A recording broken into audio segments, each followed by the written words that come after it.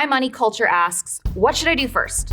Pay off my debts, save for an emergency fund, save for a house, or invest? Okay. This is the easy peasy way to go through the waterfall. First and foremost, you want to have an emergency fund. This makes sense because you don't want to get into more financial trouble if the wheel rolls off of your car or your roof caves in. What I personally like to do is say 3 to 6 months of living expenses in a high yield savings account if you're single, or 6 to 12 months of living expenses if you're a head of household. Then we're going to pay off our high interest rate debt. So that's debt anything above 7%, mostly credit cards. Once we have that all paid off, then you can start thinking about investments and saving for a house so you can continue to pay your low interest rate debt while you start setting money aside for more liquid investments